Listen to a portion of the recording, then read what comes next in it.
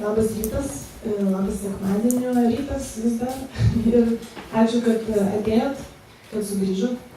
Thank you for coming back and good Sunday morning. We are starting our third meeting of the oral program.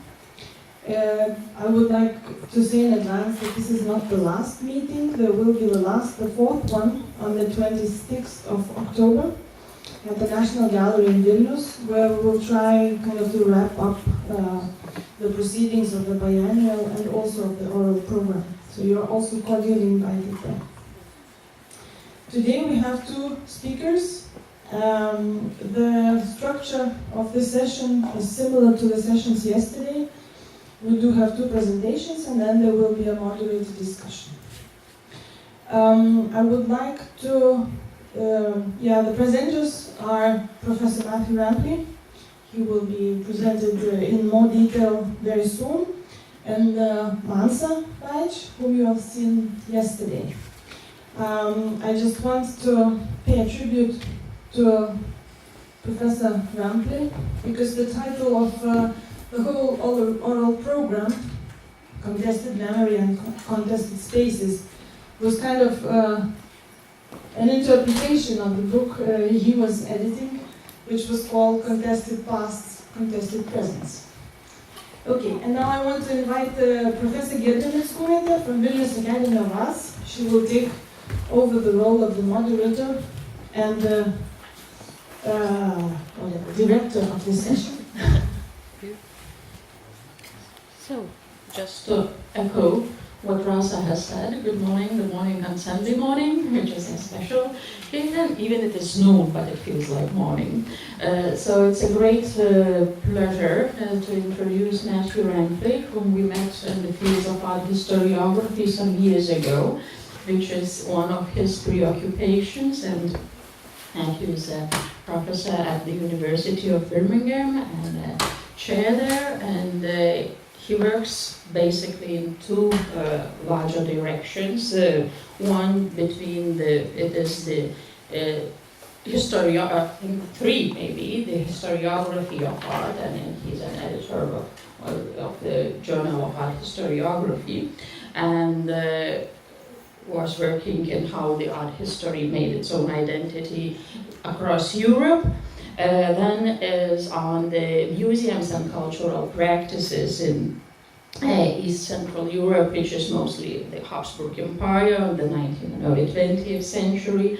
And recently, he is interested in the relation between art theory and biological sciences, and his book is forthcoming, at least. It's already bounced. It's already? Yeah, it's already, so congratulations. Thank you. I mean, the web is older than the news then. It's still today Matthew will speak on these contested spaces of remembrance. And, well, not to take too much space of him and time, so Matthew, the floor is yours, and I'm happy to listen. Right, thank you very much. Can you hear me at the back? Wow. Is that okay? Okay, right. I said I don't need to. I've picked up a sore throat, so I hope I'll last until for 45 minutes, but anyway. And thank you, it's the first time anybody has paid tribute to me publicly as well. That's the first. As Giedrė said, I normally work very interested in East and East Central Europe, and I remember when I first met Giedrė, and particularly being interested in the particularly in East or post-Soviet states, the extent to which art historical writing seemed so bound up with questions of national identity and the difficulty of negotiating the passage towards a kind of post-communist identity. And I remember at the time rather arrogantly thinking, oh, thank God I live in Britain, because it's as if somehow we don't have these kinds of issues. But as anybody that has had the misfortune to talk to me yesterday will know, I've probably been boring people about Brexit. And I thought that, although I don't normally do it, it will be interesting to talk about Britain and the question of the politics of memory, because it's all bound up with what I think is a particular crisis in Britain at the moment, which is perhaps a symptom of a wider set of problems, but has a particular set of specific set of meanings and appearances within Britain. And I'm going to, because I'm an art historian, I'm not going to talk about just about contemporary examples. I'm going to always talk about historical precedents. Helps to press the right button. But obviously the title of the talk comes from this piece, which I don't know how much publicity it received internationally, but it was part of a 4-year process of commemorating the First World War in Britain. And it basically consists of nearly 1 million poppies. I think the precise number is 888,264 or something like that anyway, which each of which is obviously meant to represent one of the dead of the First World War, either from the British Army or the British Imperial armies. And in fact these all consist of porcelain poppies, which subsequently, after the work was dismantled, as you can see, it was only in existence for about 4 months. It was dismantled on November the 11th, and I'll come back to talk about the significance of that in Britain in due course. And then they were sold off to raise money for charities, particularly the Royal British Legion, which is concerned with the welfare of servicemen and women after they've finished active service. Now, the work itself was the object of quite a lot of debate and controversy. Generally, it was very popular, but there were some important critical voices that I want to talk about later. But I'm just showing this now, just so you've got a sense of. I'll come back to this later.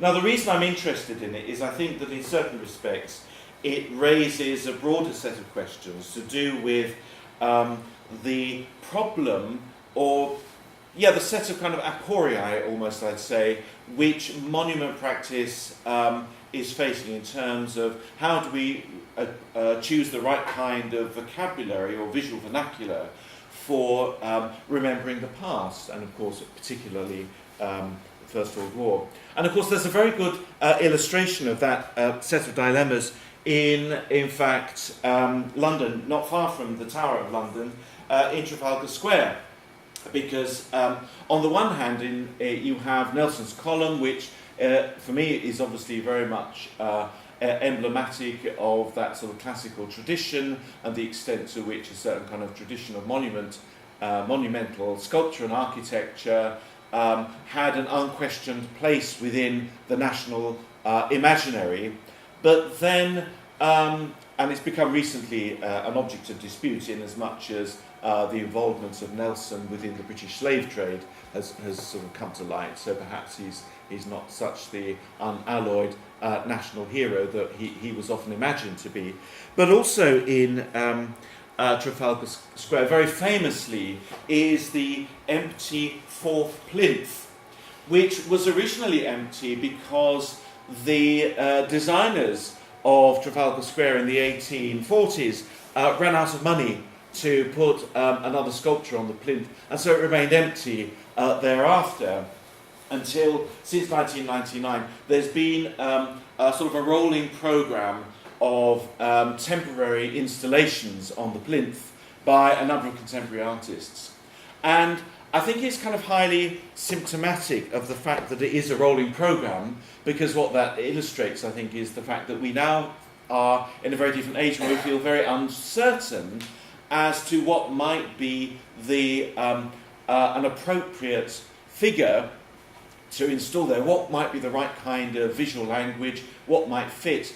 And my own view is that all of the different examples, and we've just got two here, illustrate the difficulty of reconciling that plinth and the whole culture of remembering and memorial sculpture, which it emblematizes, reconciling that with producing work which looks something like contemporary sculpture. And of course, I'm reminded of what I think it was Jochen said yesterday about the perhaps often the dismissive attitudes that art historians have towards monumental sculpture as well.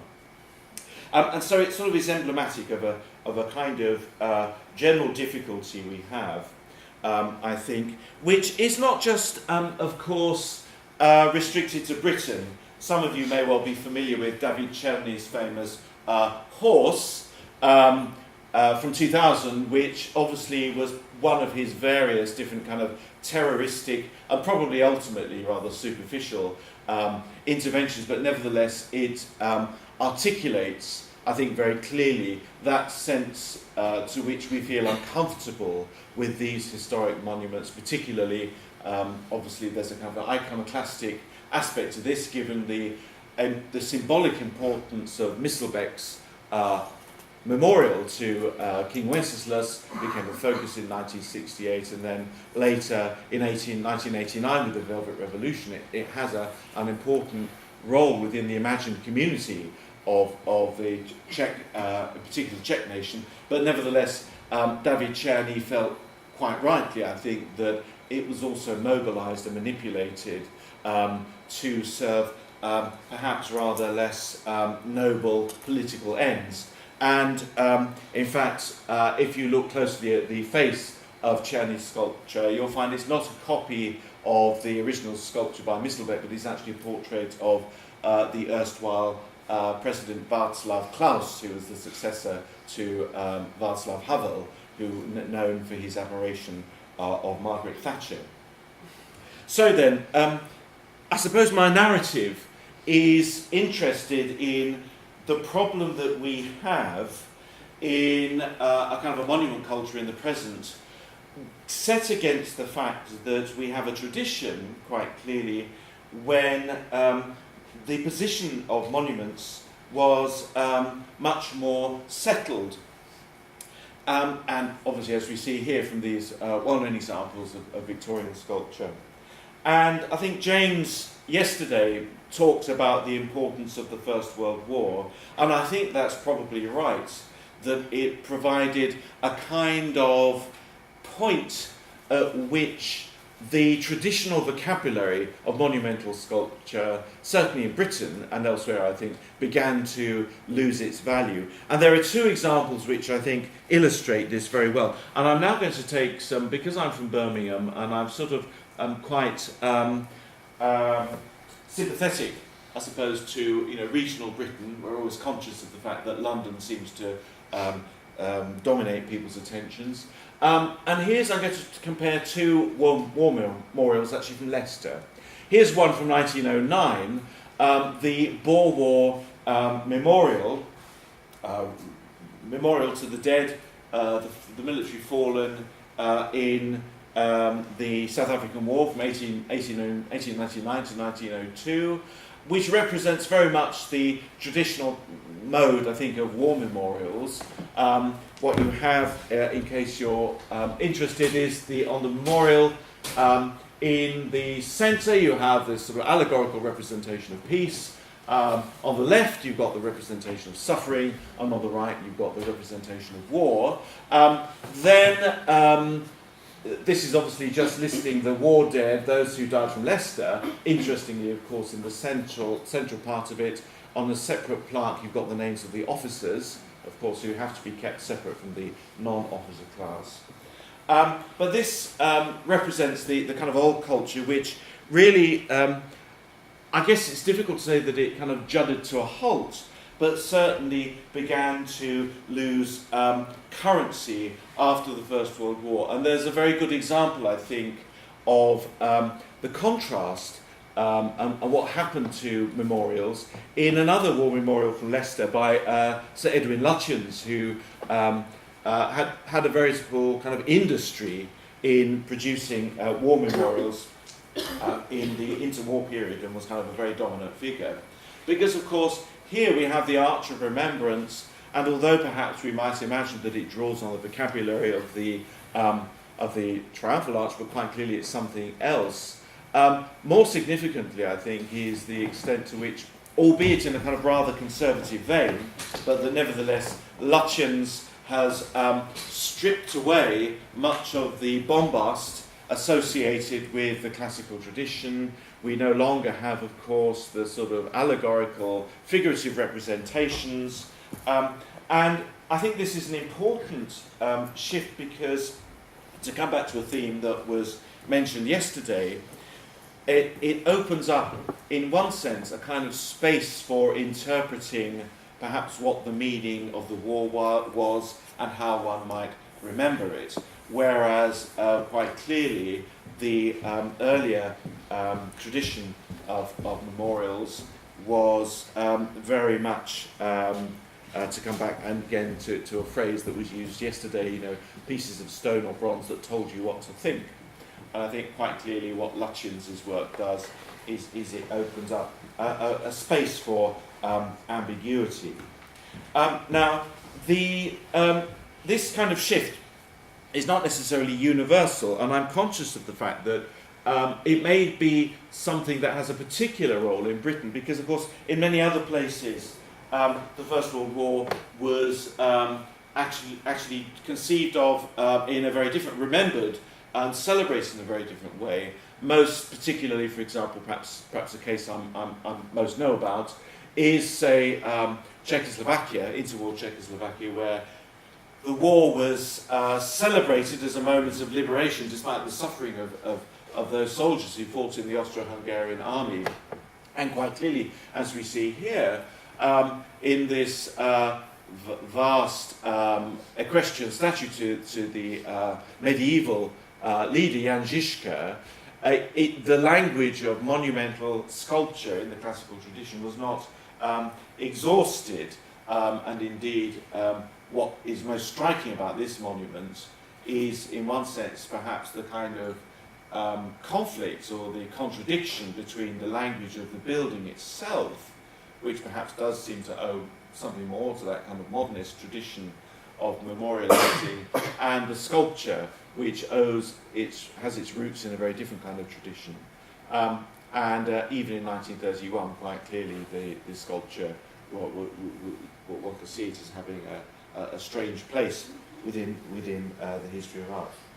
And in fact, even in Britain, there was the meaning of the war. It was some time before the meaning of the war really became settled. In fact, arguably, I could possibly suggest that the idea of the First World War is a kind of meaningless slaughter, and there's that famous phrase of lions led by donkeys, the idea that somehow during the war, although we won it, it was a kind of war of the upper classes against the kind of working class soldiers who are led by incompetent officers and generals.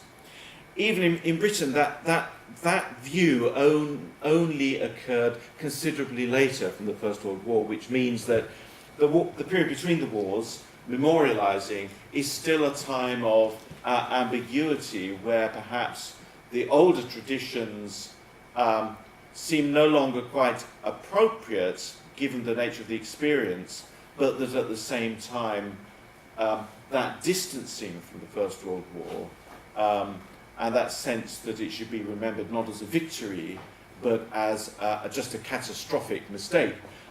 That notion really emerged much later. And there's a very good example or illustration of that, I think, in fact, the monuments to Field Marshal Haig, who was the supreme commander of the British forces, and now, for a long time, he's been remembered as Butcher Haig, as epitomising the kind of callous general who had no concern for the welfare of his troops and exemplified the kind of donkeys that were leading the British army. But in fact, even when he died in 1928, and as one can see here, got a photograph of the funeral, he was still celebrated as kind of a national hero. And so we have the 1920s, early 1930s, as a kind of period of flux in which perhaps the meaning of the First World War is being contested. But having said that, nevertheless, it seems that there was a clear sense in which the traditional language of monumental sculpture was being tested and explored and was felt in some sense as being inadequate. A much discussed example which I think invites various different kinds of responses is Charles Jagger's memorial to the Royal Artillery from 1927, right in the centre of London. And obviously it was highly criticised at the time because conservative critics in particular were dismayed at the fact that on top of this plinth, this pedestal, he had just chosen to put an artillery piece, which has a kind of logic to it, given that it's celebrating the artillery. But I think also what he is subtly doing here is reminding us that the war itself was dominated by technology, so he's kind of taking, in certain respects, the sort of language of the classical tradition, but then undermining it by using a motif that just simply seems to be drawn from an entirely different world completely. And of course, what one also has most striking about this, I think, is the fallen soldier at the bottom. I don't know if you can kind of just read the writing. It talks about, you know, the Royal Fellowship of Death. And this isn't even a celebration of a kind of heroic death. I mean, there's something macabre and gaunt about the notion of a fellowship of death. And of course, what's also striking about it is the fact that it's right beneath the sort of coat of arms, as if a kind of, almost a kind of criticism, perhaps, of the sort of the socio-political order with which that was bound up. Now, so then to choose one or two other examples to illustrate the general idea, and this time I go to Birmingham. The post-war period then is one in which not that the First World War is dismissed as the catastrophe we now tend to see it as, but certainly invites a much more contemplative approach. And notable, I think, is the extent to which the Hall of Memory here in Birmingham, and I'm not showing a contemporary photograph because you would see that it's been completely destroyed by the environment around it, in which there's a kind of a motorway goes past it and so forth. But again, we have the sort of notion of remembrance no longer as a kind of celebration of victory, or indeed just a sort of sharing of grief at trauma of defeat, but actually just much more as a process of personal reflection, in which it's felt that perhaps the function of the memorial has changed.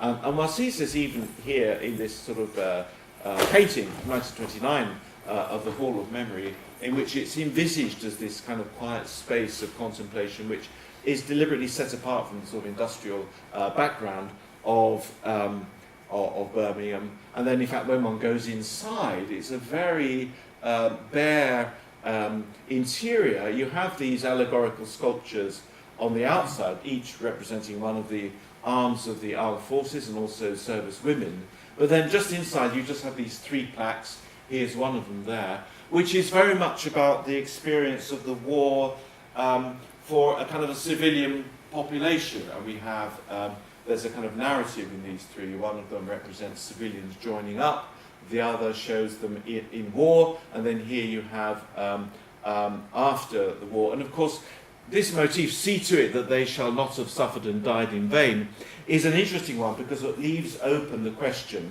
as to what that actually means. And this is perhaps introduces an element which I'm quite interested in, which is the sense in which having monuments which leave it to the spectator to engage in a kind of a subjective process of internal recollection, remembrance, and so forth, always carries with it the danger that remembrance may take forms that one doesn't necessarily welcome, because the memorial itself is no longer doing the work of perhaps trying to shape how memory occurs. And there are some other examples of that I'll talk about in a minute. One can think of other examples which follow this same kind of process of, on the one hand, reusing or utilising, for example, the triumphal arch, but as is the case with either the many gates, which famously Siegfried Sassoon described as a sepulchre of crime, or indeed the India Gate in New Delhi, it's difficult to see these as unalloyed celebrations of war. They become much more these sort of spaces of quiet, a kind of mournful remembering, but quite how one remembers becomes a kind of an open question. And I suppose there's a kind of trajectory which I think one can trace, which is that it's one towards, I suppose, what in visual terms one could talk about as perhaps abstraction. In aesthetic terms, I would tend to kind of view it as a tendency towards embracing an aesthetic of the sublime.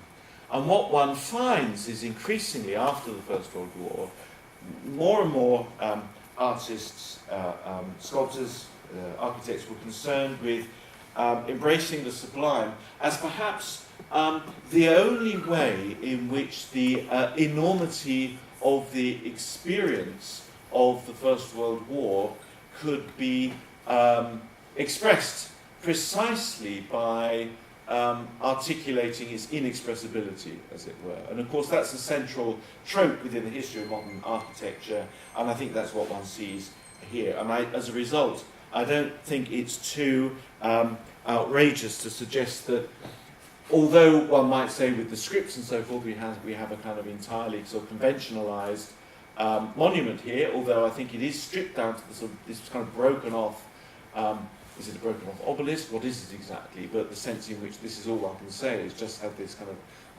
bare piece of stone here. I think it's not completely outrageous to suggest that there's a kind of genealogical relationship with something such as Mies van der Rohe's monument to Rosa Luxemburg, which embraces a similar kind of aesthetic in which as an attempt to kind of find a new language which is about the inexpressibility, inarticulacy, or inability to articulate the sense of loss, trauma, and the memory of that as a result. And I think one even sees it in something like Lutyens' The Cenotaph, which, although it says the glorious dead here, which kind of undercuts in some sense the meaning of its form, but it's in a similar kind of trajectory, I think. But as we'll see later, the danger of this is that it allows itself to be appropriated in ways one might not necessarily welcome. And indeed, I would say that the ancestor, these are almost the ancestor perhaps of Maya Lynn's Veterans Memorial, and I'm glad that James isn't here because I'm sure he'd tell me I'm completely wrong. But it's always seemed to me that an inherent weakness of this memorial, which on the one hand was kind of celebrated as a place in which the veterans themselves could just engage in a kind of quiet contemplative reflection, but it opens itself up to different readings, or it doesn't contradict or disallow any kind of readings as to the meaning of the war. So that on the one hand, while we may well see that we have this vast number of names, which I think brings home to the viewer the enormity, this is what the deaths of nearly 60,000 people looks like, and it's because otherwise it's something that's very difficult to imagine, and again I think we're in the kind of territory of the sublime. But at the same time, what it doesn't allow for, or what it opens up, I suppose, as a space, is very different interpretations of the meaning of those deaths.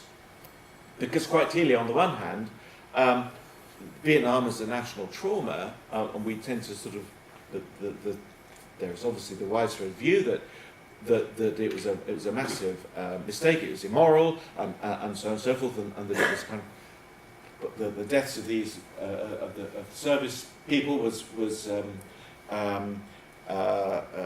unnecessary. But of course, equally, there is a view, probably, I guess, amongst the alt-right, but amongst conservatives as well, that the reason that the deaths of these figures was so tragic was because they died in vain, because the American administration didn't have the guts to go through to the logical end of the conflict. And of course there is still a kind of voice which says, well, we should have threatened to nuke Vietnam, we should have nuked it, we should have had war with China and so forth. And there's nothing about this monument, I think, that disallows or that contradicts that view.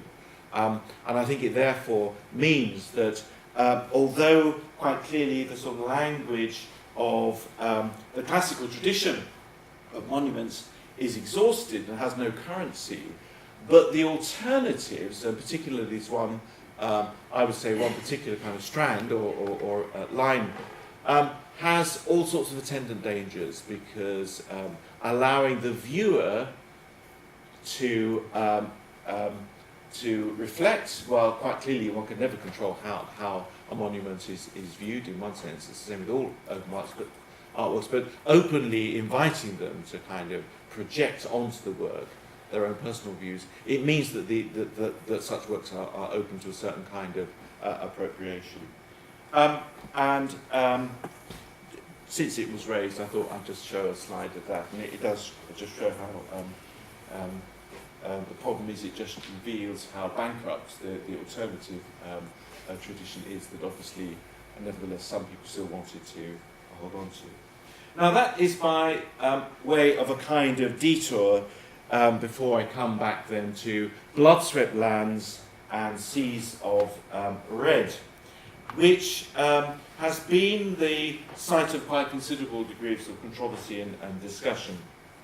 Now it's quite clear that in itself it's trying to, Cummins was trying to kind of position himself in relation to a certain kind of practice within contemporary art, and I would even say within contemporary memorialising, to do with scale. So the work achieves its impact simply by virtue of its scale. So the enormity of seeing 880 to 8,000 poppies is quite an imposing experience, and it reminds us of, for some reason I've misspelled Ai Weiwei, I do apologise, and that may well be autocorrect on my computer, but anyway, but these sort of very famous works which seem to kind of gain their impact primarily in terms of the sheer scale of them, and I think that's quite clearly what Cummins was trying to align himself with. And I would even say that perhaps one could say something similar about the Holocaust Memorial in Berlin that obviously was discussed yesterday, or even a more recent example that's been much discussed, which is the Parthenon of Books, which I personally find this is a rather trite and trivial piece of work, but nevertheless it tries to achieve this kind of impact simply on the basis of size, perhaps ultimately compensating for a kind of lack of interesting ideas. I'm sure somebody will ask me about that, but anyway, I don't know if anybody likes this. I think it's terrible, but anyway. Now then, but the thing is that as much as it was popular, the Blood-Swept Lands was itself kind of open to all sorts of criticism and debates, and there were some I think very intelligent criticisms of it. Now, Jonathan Jones in The Guardian felt that it should have been replaced by barbed wire and bones and so forth in the moat of the Tower of London, which I think is a rather absurd suggestion. But nevertheless, he did, I think, identify certain problems with it in the extent to which, although in one sense it was celebrating or commemorating suffering, but it ended up becoming a rather kind of introverted national event, and this was partly to reflecting a kind of crisis of Britishness, crisis of British identity, which 2 years later would culminate, of course, in, I think, the votes in the EU. And as he says, it's deeply disturbing that 100 years after 1914, we can only mark this terrible war as a national tragedy. Nationalism, the 19th century invention of nations as an ideal, as romantic unions of blood and patriotism, caused the Great War. What does it say about Britain in 2014 that we still narrowly remember our own dead and do not mourn the German or French or Russian victims? So obviously the numbers of poppies only represented the British dead. Imperial dead, not the others. The crowds come to remember, but we should not be remembering only our own.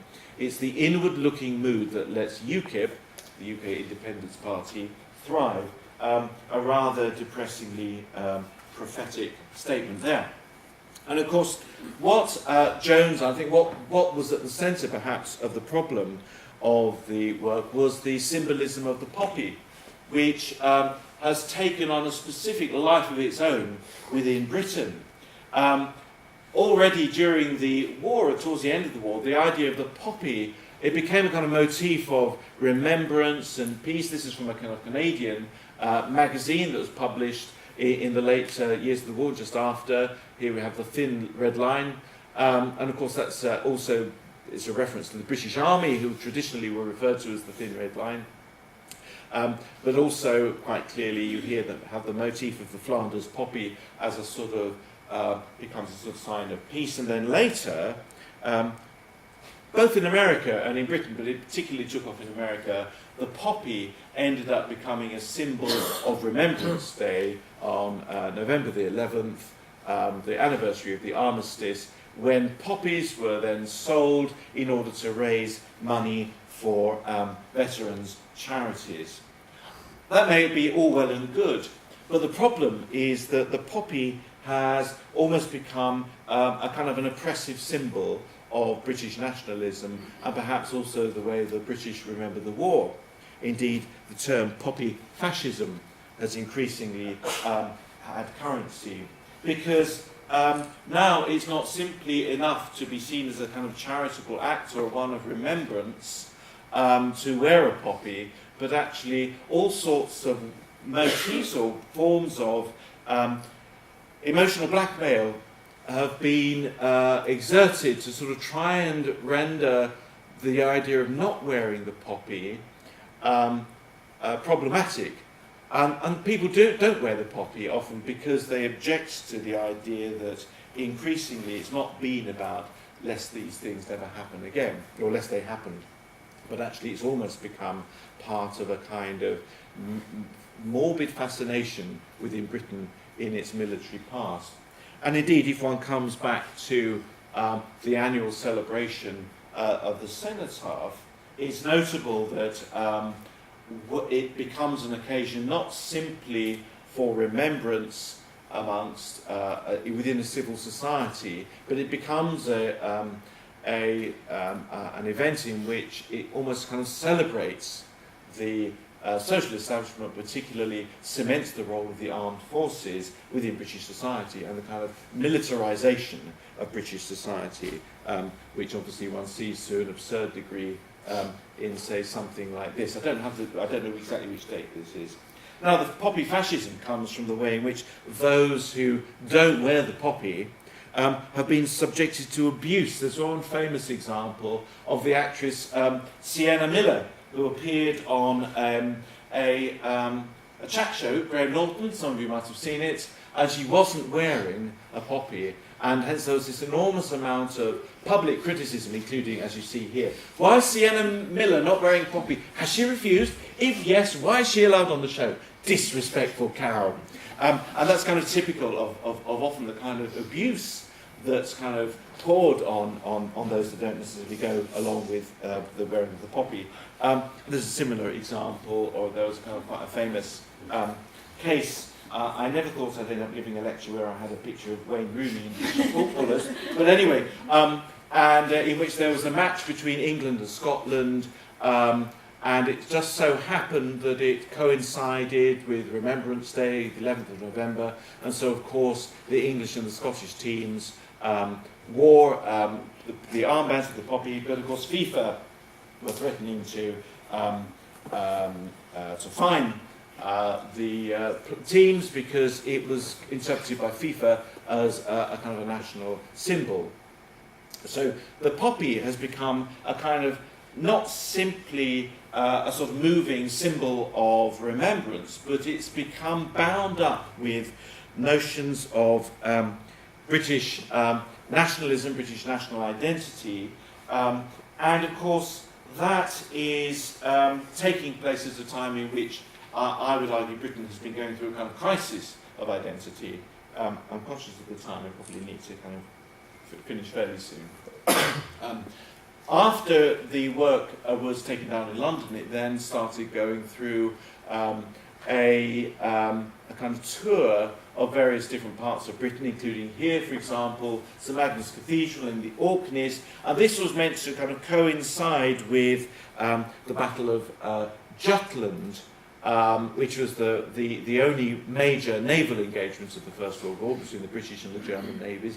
And I think that already, the fact that it ends up becoming tied to a specific battle in which the German Navy was basically defeated, already indicates, I think, the way in which the meaning of this had become subtly transformed into no longer a sort of contemplative remembrance of the war and the death, but actually a celebration of a military victory. And I think the reason that that's happened is that it's because partly the vocabulary of the poppy has been amenable to being appropriated in various different ways. Now, now we come to the issue of crisis. I was going to talk about Coventry and so forth. Now, I think the reason that this has come up now is that particularly, yes, there has been a kind of crisis in British society. And it revolves around the difficulty that Britain has contended with in dealing with its post-imperial past, its post-imperial legacy. And it means that there has been a sort of recurrent element within British society in which there's a kind of nostalgic recollection of the glories of the past, which possibly this sculpture just about gets away with. It manages, it's just outside the House of Parliament, manages to kind of get away with because simply of the stature of Winston Churchill himself. But it's a sign perhaps of the poor straits we're in that equally there were attempts to kind of memorialise Margaret Thatcher as well, and that's also this part of this kind of concern with trying to kind of create a kind of historical canon. Of course, for Conservatives, Thatcher belongs within a kind of lineage with Churchill. The reason I'm showing a cricket bat here, which you may be wondering, is because this particular version of the sculpture was decapitated by somebody who wielded a cricket bat. And I thought there's perhaps a wonderful irony choosing a sort of symptom of English sport to decapitate this. But that wasn't good enough, because then subsequently we've got a bronze one, which caused quite a lot of controversy. And here we sort of see, to some extent, the absurdity of the situation we're in, primarily because she was not shown carrying her handbag, because that was an important part of the iconography of Margaret Thatcher. We talked about, obviously, the difficulty of overcoming our difficult past. I think it's interesting, Britain has been having considerable difficulty coming to terms with the legacy of slavery, in fact. And I would almost say that perhaps it may be the sort of British counterpart to the German difficulty of coming to terms with the Holocaust, and Britain is still at a much early stage. I mean, on the one hand, we have monuments to sort of commemorate the abolition of slavery.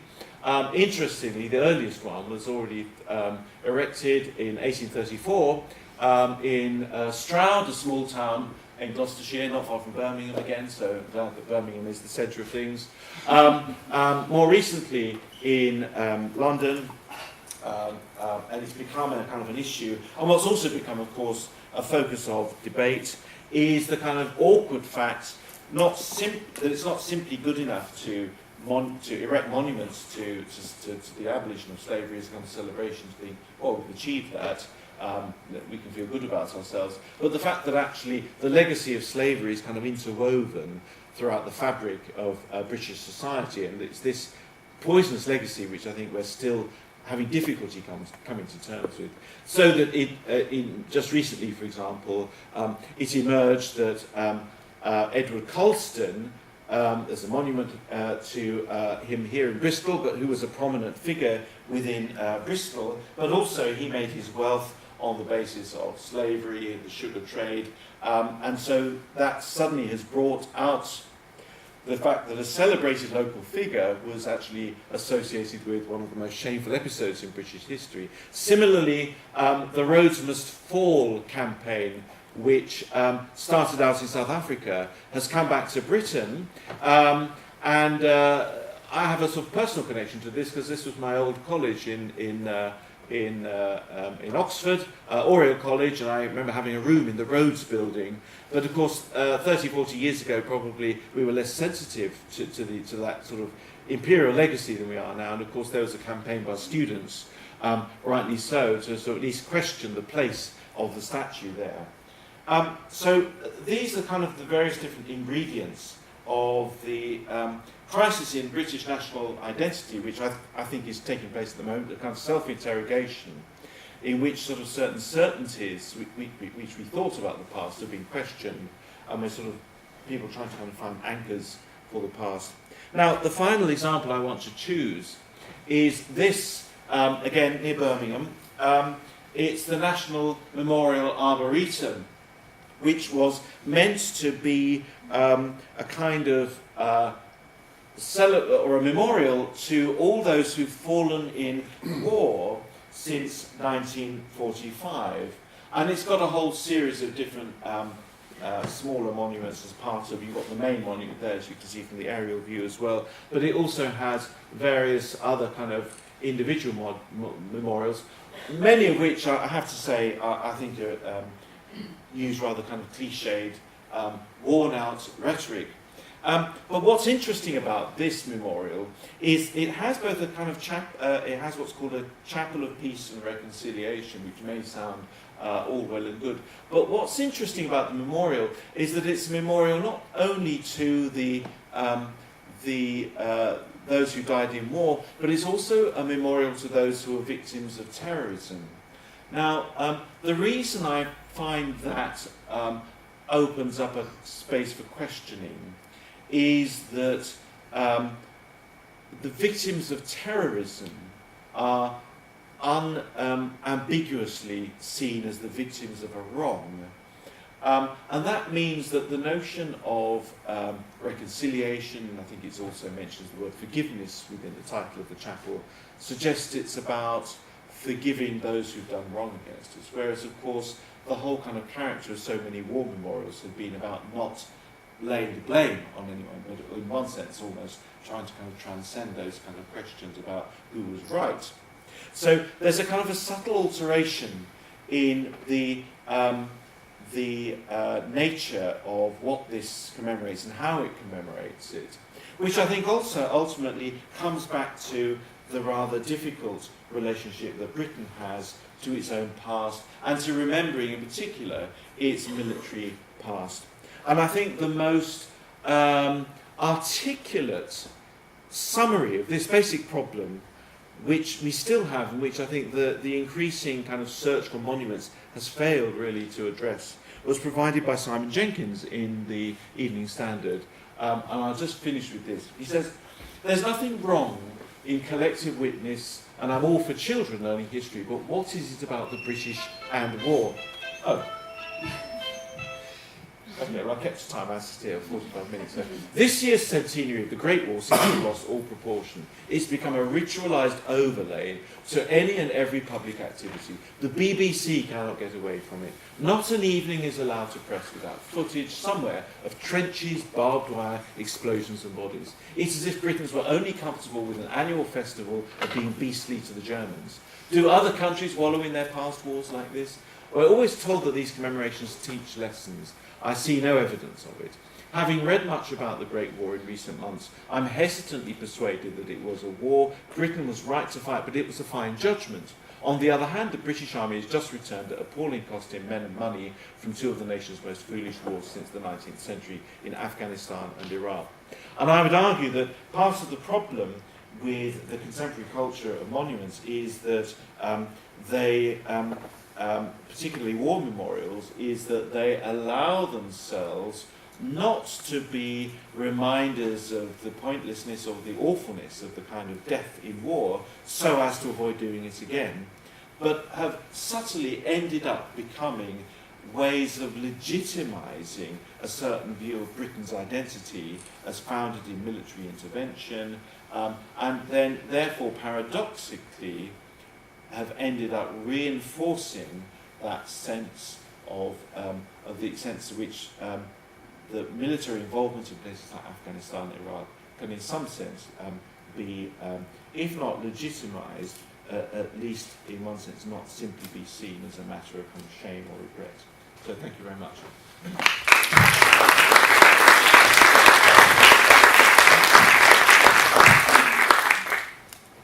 Thank you, Matthew. And we have like a minute or two for spontaneous questions before, if you have some. So there is a chance to ask them, and then I will now invite Manca for yes, Danara, please. A short question about this students' proposal to remove statues from Oxford colleges and other places. Where what is your opinion? Who's right in this? It's difficult, isn't it? Because but I think that it comes back to the question partly of framing, isn't it, that came up yesterday, which is that I'm actually in one sense, Colston, for example, he is part of the history of Bristol, and of course, if you just remove that, then is there the danger that you lose the memory of that, but also that perhaps Bristol ends up becoming losing awareness of its own, the fact that it's like Liverpool for that matter, that its history is rooted and built on slavery. Probably. I was very persuaded by that notion that James has said there's kind of practice in the States, where memorials might be removed, but they're not just a blank space isn't just left, but there's some kind of reference to about what used to be there and why, or even with the existing one could perhaps have something, to kind of contextualize it. But just simply removing it, I think, is problematic because ultimately, first of all, these things never go away, but what can be the problem is, if you do remove the kind of physical relics or whatever, then in one sense, perhaps what that kind of ignorance can end up, as you've seen, obviously, I think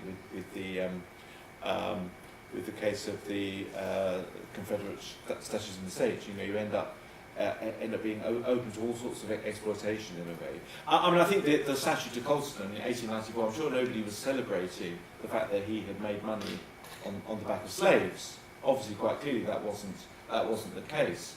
And we've become much more obviously conscious of that now. But that's where I think just moving it wouldn't be the solution, perhaps. Same thing with the Rhodes statue as well. I mean, he paid for the building, and but it probably needs some contextualizing. I think with this line we can start, to demolish buildings. Those buildings are exactly. Well, that's right. And do you demolish the building that I was a student in because it was paid for by Rhodes? Of course not. It's absurd. No, it's absurd. I think that's right. Yeah. And also the other thing is it ends up producing a kind of counter-reaction, quite clearly, of people who are then resentful, partly because they don't want to be reminded of our own rather troubled history. Yes, please. If there's no one else. Yesterday we were talking about opening up the space for interpretation, and for example, Giedrė's memorial in Hamburg, it was the authors were saying that they would not want a slab of stone to tell them how to remember. Now, in your speech, you are kind of suggesting that it should still somehow frame the ways to remember, like that we should look for or the waste memorial projects to not to have wrong interpretations? Or I wouldn't go that far because I don't believe this idea that you can have the right interpretation or the wrong interpretation. And quite clearly, even if people will interpret things in the way they do. But on the other hand, the act of interpretation is, unless you want to be willfully arbitrary, artworks do guide in some sense the way they're interpreted. But I'm not even saying that that you shouldn't have the kind of practice where you leave it for the well, it's an example of what Eco referred to as the open work, isn't it? That idea of a work that actually invites and is almost incomplete until the viewer has given their share. But I suppose all I wanted to say is, in a sense, that always has dangers, because then you may find that such a work may well be appropriated in problematic ways, and partly to do with the fact that the nature of memory itself is not settled, so how we remember things is always open to you have conflictual memories and conflictual interpretations. So it's not simply a matter of forgetting or remembering, it's about different ways of remembering.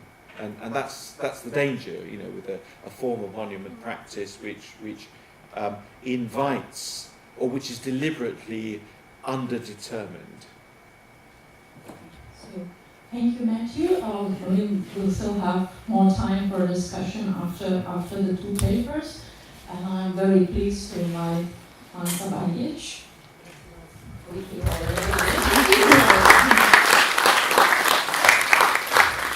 So, I'll quickly introduce. Manca is a curator and practicing artist. She studied in Venice, then worked as a stage designer in Ljubljana, and now is working towards her practice-based doctorate at Royal Academy of Arts. One of her topics is about the destruction of monuments, which you already picked up.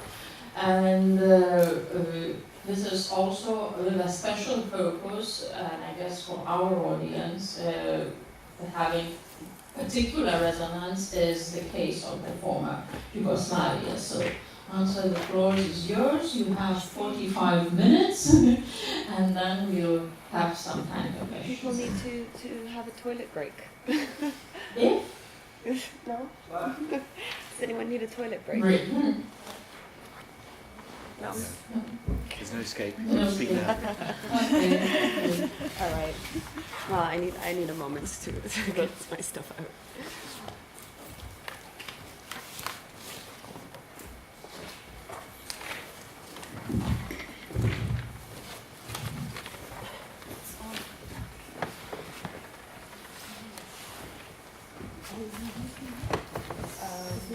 Oh, it's not working. Yeah, sure. I'll get it.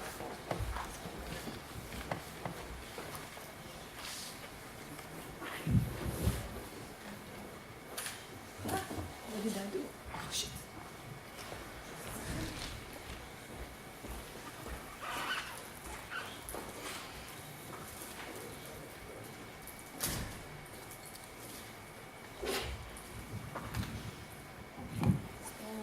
It's a keyboard. It's a keyboard to press the... You know which one.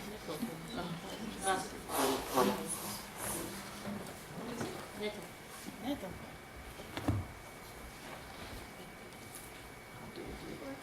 No, it's not.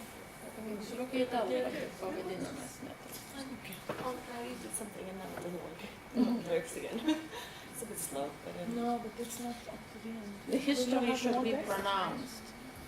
Monument. No, but it's only images. I think the images should be fine. Okay. Yeah, that's all right. That's even all right. Anyway, can you hear me, or do I need to use? You do need to use a mic. Okay. If you could use the... No, you It's not cannot. working. All right, so this is a little bit of a schizophrenic presentation. It's a bit of a mesh of all kinds of different things. So forgive me, part of it I'm going to be reading, part of it I'm going to be talking. If I'm not being loud enough, or if anyone can't hear or has a question, just interrupt me. I'm fine with that. So I kind of divided the presentation into 3 parts. First, I wanted to give you all a bit of a context of former Yugoslavia, which is the region that I'm working with.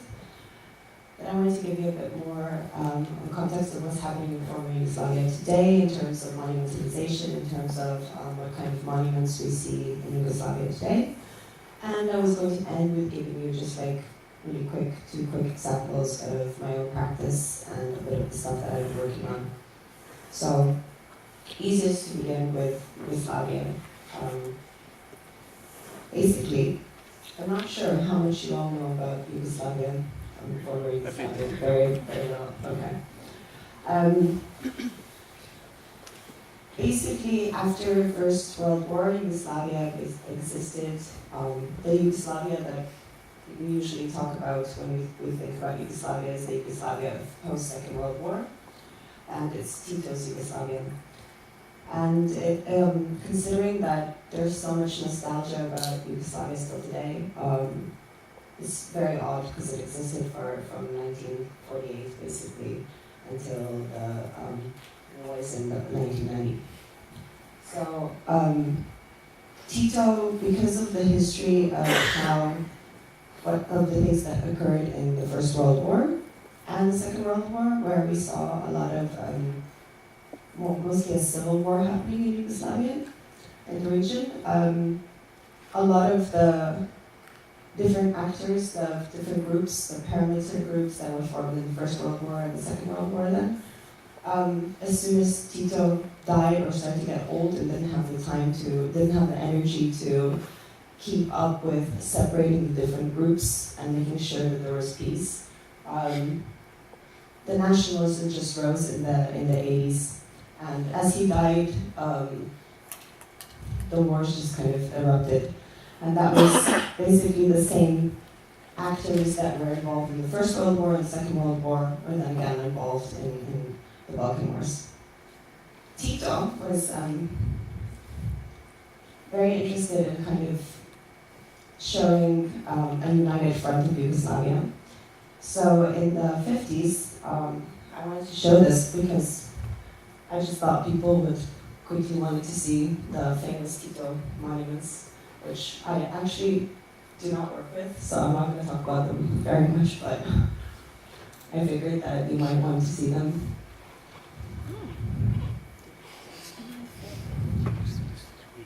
This is my favorite, actually. Amazing.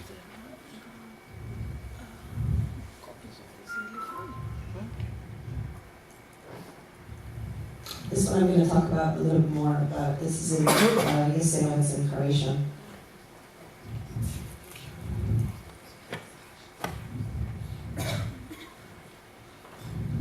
A lot of them.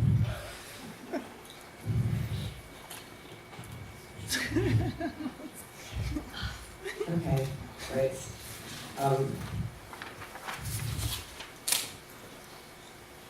So, I think this is the parts where I'm going to start having to look at my notes a little bit more.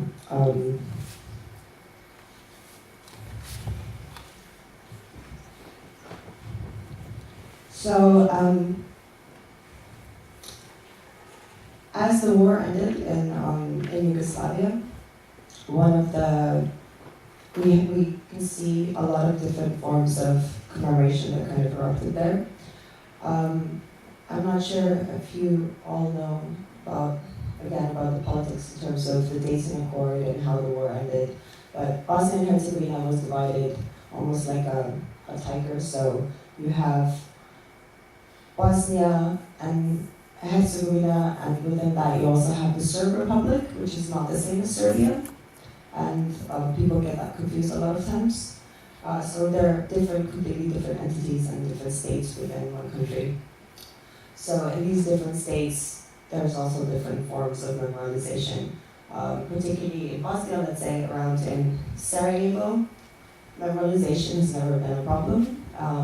Srebrenica, which you all know for sure, is in the Serb Republic, because it was such a big case that got a lot of international press and people were so well known. you also have more like a regular kind of format, traditional memorization there. And I will show you. So this would probably be like one of the main things that you see in Yugoslavia, which is the use of the spaces where the crimes and the events of the war took place to then be turned into a museum or a commemorative memorial. So this is the UN headquarters, and it happens to be like this huge hangar where now just across from there is the very big cemetery with thousands of white headstones.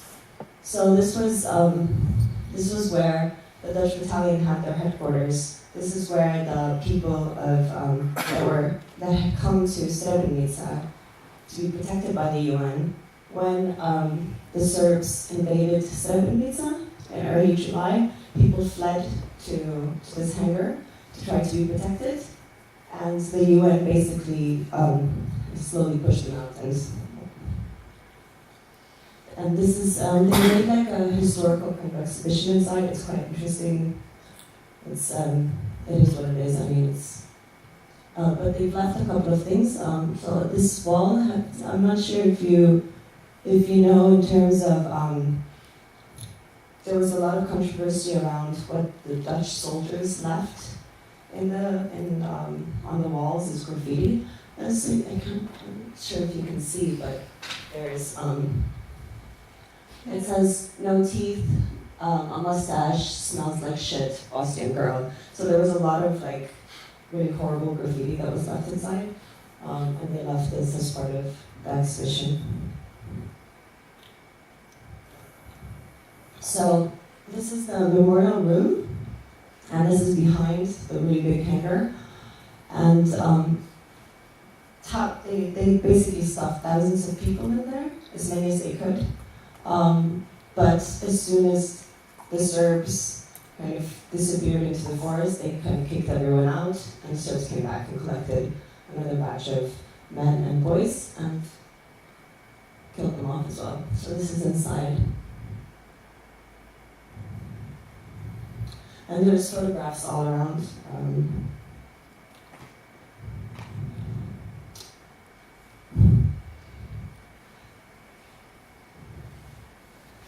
They've built something, I'm not really sure why it's meant to be like that.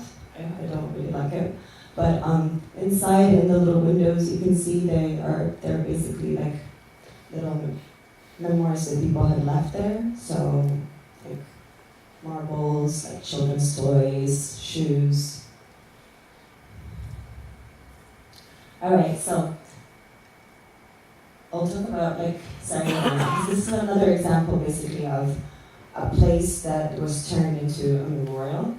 The really famous library in the center of Sarajevo that was burned and has been reconstructed since. And it actually serves no purpose at all. There's like nothing inside there. There's no books. There's just, when you walk inside, there's a little exhibition with a couple of photographs, and that's it. The whole rest of the building is empty. So basically it stands only as a memorial now. And the Sarajevo roses, which you probably have heard of. They're from mortar shells, and citizens started putting inside like colored resin and covering them so they're like little plaques around, and some of them have something around, otherwise others haven't been protected. And the bobsled, because Sarajevo had the 1984 Winter Olympics, so the bobsled has become like part of the war tourism in Sarajevo, because it was also the site of a lot of the executions. They took people up to, because basically the bobsled, and it's on a mountain that's around Sarajevo. Sarajevo is like inside and surrounded. That's why it was so easy to take siege and to keep it under siege for 4 years. So this is just above Sarajevo, and you can take a taxi from the city center, go up there. Some people like to walk down through the forest, but because a lot of the landmines haven't been cleared, so when the earth moves, there have been like some problems in recent years, and there's also a lot of stray dogs, and a lot of people waiting in the forest to basically rob the tourists. Yeah. But it's very beautiful. And I want to show this because I just found it very touching. This is across from the really famous Holiday Inn Hotel, where most of the journalists were hanging out, and also there's the site of the Miss Sarajevo competition and a lot of other different weird things. But this is, it's quite typical visually, but it's just a really sad story. It's basically a memorial to a 7-year-old boy who came out with his mother, and the sniper shot his mother. The bullet went through her, she survived, and he died. So they put a special memorial to him. Okay, so I don't know if any of you know this. Does anyone recognize it? No. One of the best things that you can see in Sarajevo is probably the History Museum. And this is right behind the History Museum. This is by the artist Nebojša Šerić. He's a New York-based artist now, but he's originally from Sarajevo. It says, a memorial to the international community from the grateful citizens of Sarajevo. And it's basically like a joke, because when it was under siege, the food that was coming in was mainly food that was expired. A lot of it was still from Vietnam. So they would get cans, they would open them up, and there would be like worms inside. And so it's just sadistic. And next to it is this by Branislav Dimitrijević, the conceptual artist, who also is well known for the Passerby series, the Casual Passerby. So this is right next to it as well, which is really strange. They put like two memorials like this, two monuments like this next to each other. But all the way around, it's in 4 different languages, and it just says, under the stone, there's a monument to the victims of the War and Cold War. And strangely, most people in Sarajevo actually don't know about this, if you ask them.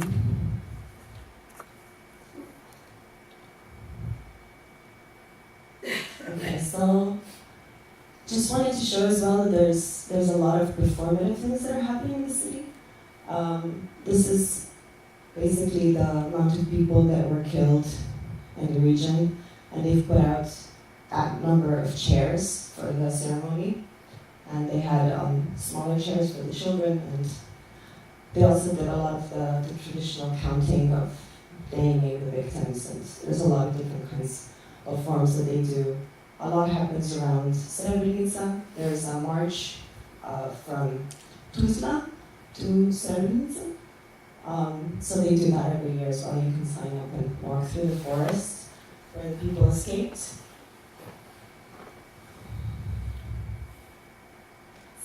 Perfect. So that was about a bit of the context of Yugoslavia. And I hope that was kind of enough. I'm going to speak a little bit more afterwards about some of the other groups in different parts. But I think for now, I'm going to start with talking about my own practice a little bit. And I'm going to read a short extract from a play that I'm writing for a festival next year in Sarajevo. It's going to premiere there. And it's called Nothing Monumental Can Come of the Sound That Remains of the Missing Monuments. Right. Curtain draws open, seeking...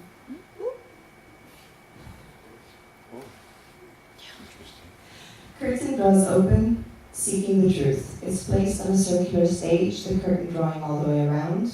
As the curtain draws open, it draws close, repeatedly moving at a steady pace around and around. On one side of the curtain stand the complainants, on the other the accused. Blindfolded, they are unaware who is next to them and who is behind the curtain. The curtain swishes by them and a slight wind current is created. This is where man begins to create nature. This is where man begins to take power over the circumstances that are created in the room. A circular stage with a curtain that continues to attempt to open and close, one end attempting to reveal, the other to conceal. The characters. Remains, absence, memory, nation, and history. Act 1. The destruction of the monument. Remains. What sound remains of the missing monument? Absence. Shell broken to reveal an emptiness, an absence. Unbroken, it was so full. Memory. Let me help you remember. Let me show you how to remember. History. How to write the story of your past. Nation. Breathe in the thick air of heavy remains, lungs pulling in, diaphragm pushing, the air whizzing through your teeth, the stench of the past becoming part of the body. Do not mourn, for even in memory there is no return. Memory is poison. Remains. Forgetting is poison, which works for a short time and causes pain when you sober up. Memory. I denounce what you call poisonous memory. Forgetting is hay for fools. So, that's it. That's that. I was going to talk now about, well, James isn't here, so I could go into a whole rant about the counter-humans and James's work, but I'm sure you heard that yesterday.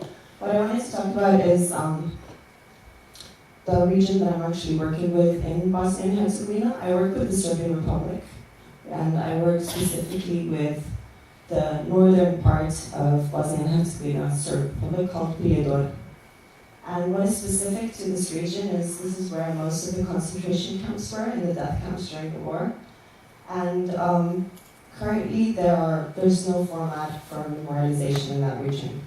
So I've been working with a lot of the different NGOs and different groups, working groups, artist groups, art collectives, activists, at looking at how they are rethinking memorialization, stepping away from kind of a traditional format of building monuments and looking more at performative acts and commemoration ceremonies, which we take the only things that can take place. And I've been looking specifically with at two groups, and two of them that come from Serbia. So one is called the Monument Group, and they formed in 2002, finished in 2005, 2006. And they're basically a discussion group. And they worked, it was me, Tomic, and a couple of other Serbian artists, theorists, and activists. And they worked around the idea of format of discussion and debate as a monument, instead of trying to look at building something, because they felt that building something would just not only be inappropriate, but it was something that was just practically not possible. And the other group is called Four Faces of Omarska.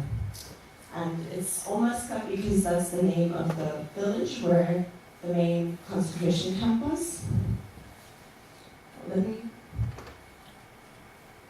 So once a year in August, there's a commemoration ceremony that happens. Omarska was an iron mine before the war, and during the war they turned it into a concentration camp. This is one out of 3 concentration camps in that region. They're separated kilometers apart. The other one is called Ternopolje, and it was an old school. It was a school before the war, and during the war they turned it into a concentration camp. It's also famous because there was an image, I'm sure you probably remember, of a man behind a barbed wire. It was a really famous image. Interestingly enough, there was tons of controversy around that because he actually wasn't standing behind the barbed wire, he was in front of it. The journalists went behind the barbed wire. It wasn't a concentration camp in the same way as, like, let's say, Auschwitz or Buchenwald. People weren't locked in that kind of way in that camp, but in Omarska they were. So Omarska was the more, like, the deadly one. It was where most of the executions take place. The really weird thing is that it was bought over by ArcelorMittal in 2004. And maybe you've heard of ArcelorMittal. It's the largest Indian steel company. And it's also maybe ArcelorMittal Olympic Orbit. It was made by Anish Kapoor, the really horrific Olympic orbit that was made for the London Olympics. And a lot of the steel used to make that was actually from here. ArcelorMittal promised to build a memorial to the victims when they bought over the mine. They also promised to employ half Bosnian, half Serbian, which also hasn't happened. So most of the people that are actually employed there are the people that were the guards in the concentration camp. And so once a year, usually it's just closed to everyone, there's nothing there, there's no kind of like plaque or anything like that. Once a year, August 5th and August 6th, people come from all over the region, mostly the people, most Bosnians from this reason, the Bajec Muslims, have left, and they will only return for the ceremony once a year. So they come on the 5th, and the night of the 5th, everyone goes to Thermopylae, and there's usually readings the whole night. A lot of journalists come as well. And the next day, there's a procession with cars, and everyone drives together to Omaska. And they allow us to be inside from 9 a.m. till noon. And we're usually guarded by police, army, special forces, and most of the people are actually the same people that were guards in the camp and executioners. So it's usually quite traumatic for the people returning that have survived the camp to see the people that tortured them there. So this is like, they're very well organized when it comes to driving. They basically have you park the car in a special way so it's easier to get out. Very strange. So this is, the red hangar this is where most of the people were locked inside. There's a house where there was an administration building, and this is the White House. And the White House was where most of the executions took place. And I try to go every year. I've missed it once, but I've gone four times now. The first time I came, it's just, I couldn't take pictures, but it's scary that you become completely desensitized, and eventually you become one of the crazy lunatics with your phone taking pictures. The commemorative act that they do here, that I haven't quite figured out whether it's true that they self-organize this, is they have balloons, white balloons with, you can see through the window, they're like dangling with numbers, not names on them. And they fill them up in a truck. They form a line, and they pass these balloons, and then somebody is in the house, and they pass them through the window, and they fill the White House full of balloons. And I'm not sure if you know, but Bosnians have a really brilliant sense of humor, and the jokes about concentration camps and things like that are just ridiculous. And the first time I went, it was raining, and we were standing in this row, and I was helping to pass the balloons on. And one person at the end of the row yelled to the person that was by the truck. He was like, "How many more? It's getting really cold." And it's like, a lot. We still have a lot to go. There's a lot of dead people. So these are the balloons.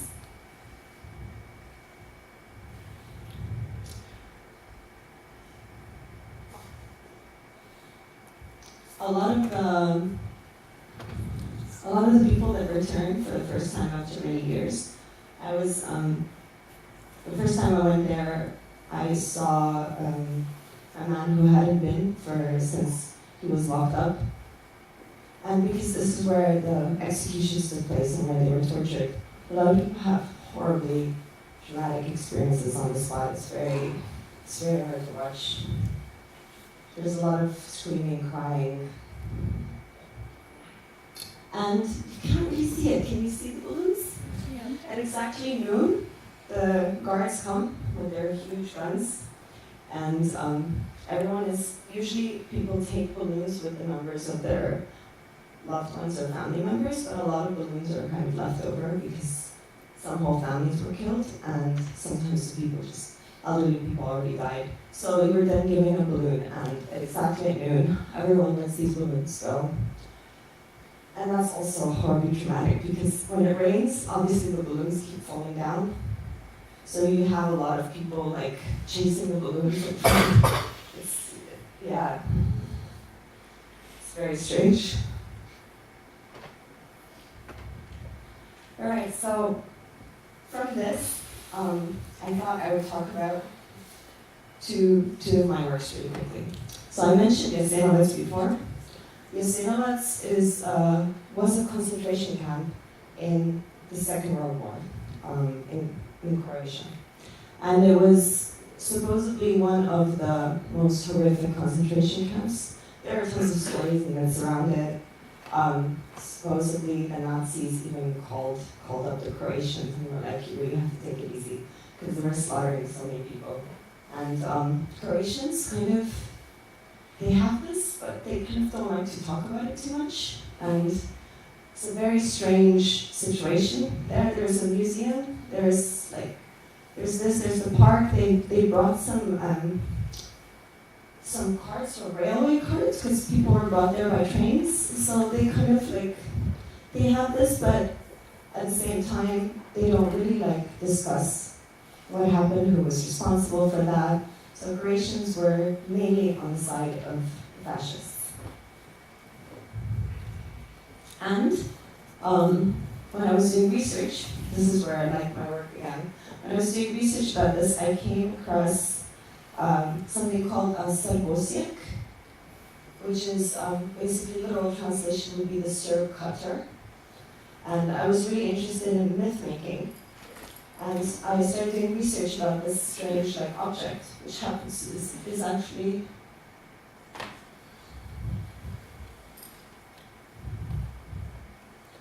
nope. It's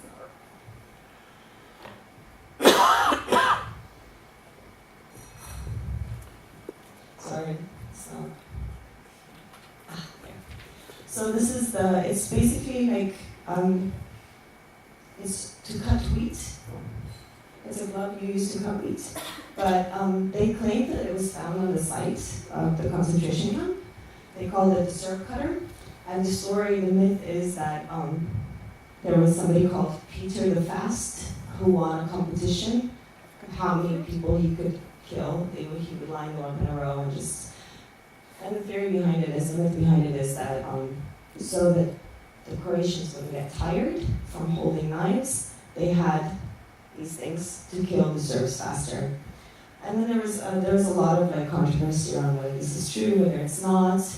I sent an email, I was in contact with the museum asking their archives about it, and I found out that the original of this is in a museum in the UK. Supposedly that's a museum about taboos. Really horrible. It's almost like the London Dungeon version, but in the middle of nowhere. So supposedly it's there, the original. I have yet to go see it. And the museum, when I asked them about information about this, the thing that they sent me was an article by a very odd American scholar that I've never heard of. And the article is basically claims that the people that were running the concentration camps were actually, I'm sorry, this is really funny, were actually Arabs. Were Arabs that had come, and he actually calls them Arab Nazis, that basically were running it. It wasn't really the Croatians at all, so they kind of have all these strange theories in it. So I was really interested in this background of this myth, so I made a replica of this glove. And instead of the knife, I put a branch. And the branch is continuous because Jasenovac actually means the place of the ash tree. And there's another myth attached to an ash tree is that ash trees are becoming extinct in the UK, supposedly because of a virus that came from former Yugoslavia in the 90s to the UK. So I found one of the oldest ash trees in the UK and put an ash tree branch cast in bronze instead of that. Okay. And I'm going to talk about the last work, really. I don't know if I'm overdoing and the last work is, oh, this is really annoying. Sorry, Mom, I should think about it. Okay, great. So the last work I'm going to talk about is, God, I skipped a lot. I basically skipped all the really boring theory. So if anyone has any questions later about reappropriation of soft power, please. So this work I made was in 2014, and it's called A Week in August, and it's basically a text with images. And I did a trip. It was the first research trip that I made, and I drove around a bit over 2,000 kilometers in a bit under a week. And I went to all the main sites in Bosnia and Herzegovina, and also went to Belgrade. And I had this great idea that I was going to make this documentary, and I got funding and had a cameraman and a lot of equipment, and I had everything ready and the research done. And basically, as soon as I got to Bosnia, I realized that I'm not capable of putting a camera in somebody's face when they're talking about their experience of being raped. So we didn't film anything. My cameraman had a really wonderful time hanging out with me and doing interviews with me, but we didn't film anything. We didn't make any notes because I just felt I felt I wasn't giving people the attention they deserved if I was trying to write while they were speaking. I didn't record anyone. So when I came back to the UK, I was kind of worried what I'm going to do about the art. So I was supposed to make this artwork based on the trip. Everyone was expecting a film documentary, and I didn't have any images or anything really. The images that you saw from the concentration camp in Manca are from last year. When I was in 2014, I didn't take any images. So I decided to try to write a memoir, almost like a journal, of what had happened day to day, in a way that only through my memories. And I did that. The easiest way I found doing that was trying to talk to people, and while talking, to type.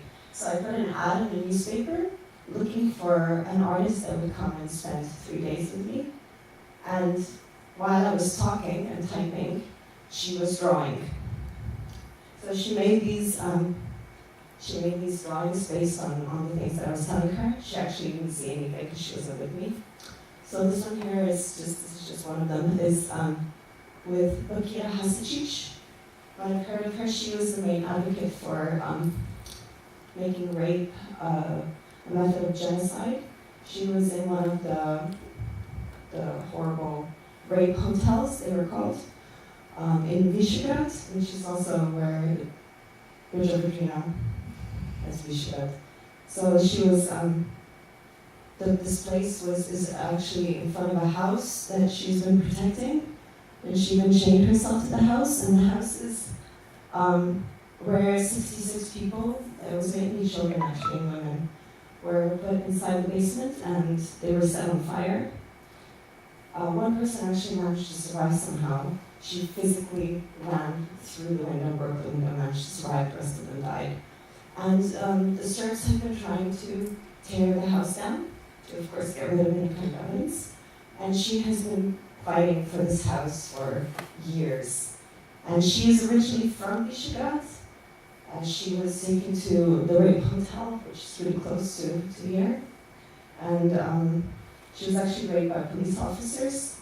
So when she was protecting this house, they purposely went and called the same police officers that had raped, tortured her, to come and harass her. So I went to see her to try to figure out if there's a way that I can help her with something. A lot of my work doesn't seem like art, so it's a little bit strange, but yeah.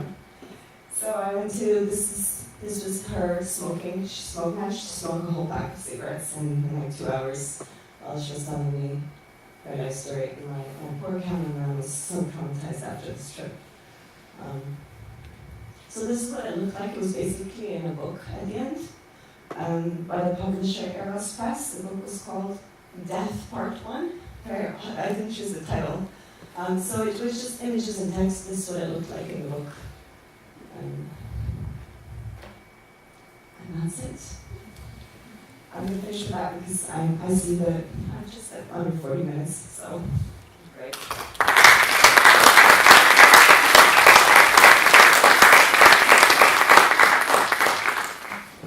I see the Israeli mafia. I know I said I was going to I was going to read. I hope this is better. It's not boring. Okay.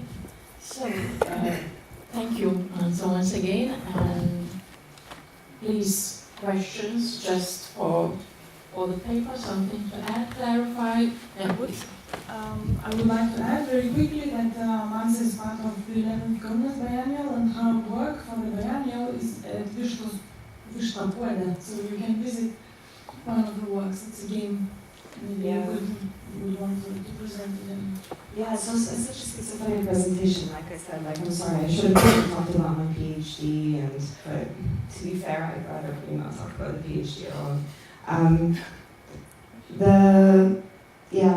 It has been very traumatic for me to be here because of Horst and James and Johan, and seeing all the people that I've been writing about just keeps reminding me that I should really get on with my PhD and finish up. But the work that I made here is basically, I work a lot with text myth making, the idea of the monument, and more as a theoretical, rather than actually building a monument. And I like the idea of theatricality a lot and performativity. So because having a performance, everyday performance, was something that was not possible to do, I figured I would create something where the audience basically create their own performance through the work. So it's a game, and there's a lot of rules, and the rules basically force you to become a performer if you follow them. And I'm not sure if anyone's probably going to play it the right way, because I bet it's really embarrassing, like speaking out loud and standing up and sitting down. So yeah. Thanks.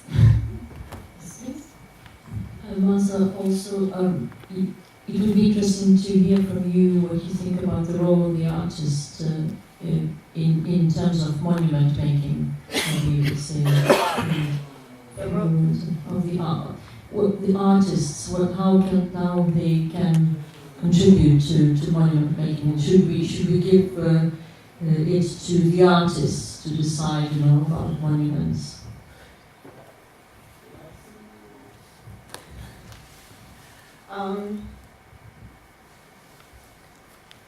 Yeah, I don't know. I guess I'm listening to James and to Johan speak yesterday, and to Horst and Andreas. I find it's, there are not many artists that deal with monuments in the way they do, and I think we're all very well aware of that. And I guess if there were more artists like them, then I would say yes, that artists should be very much involved in memorializing and monument building. But I think because the case is that the commissioning process, you have basically a minority, an elitist minority deciding for the majority, for the public, of how things should be done. And I'm generally I don't agree with that. Just post-democracy, I don't know. So I guess I would like to think that artists should be just involved as everyone else, and that there isn't, there's not a prescribed way that I think that can be worked. I think every case is so specific that trying to work with everything individually is, I think, the best way of doing things.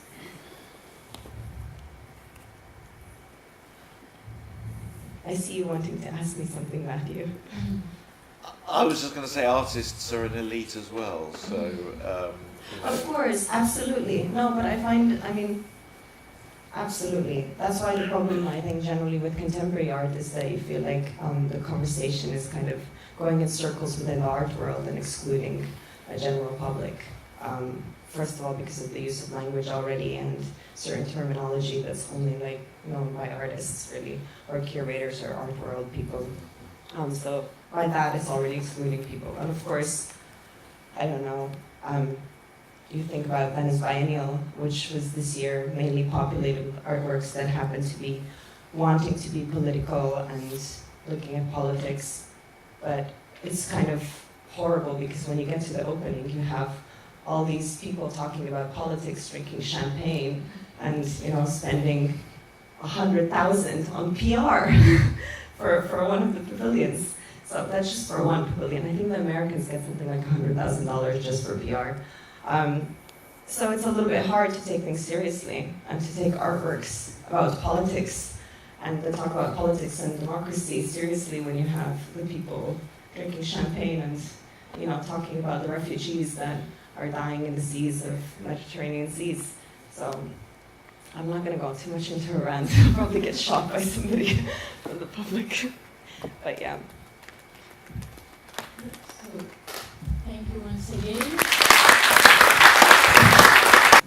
Manca is still talking. I will take a chance to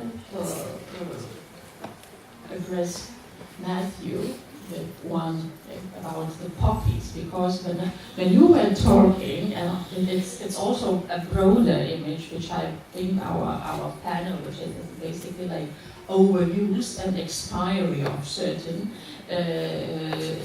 signs, and then you've been talking that about vernacular visual, and poppy is basically the universal visual memory sign for the British Commonwealth.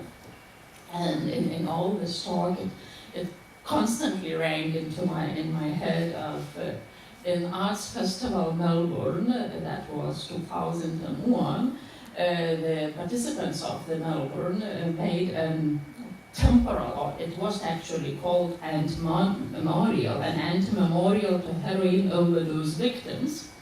So the more than 300 victims who died of overdose.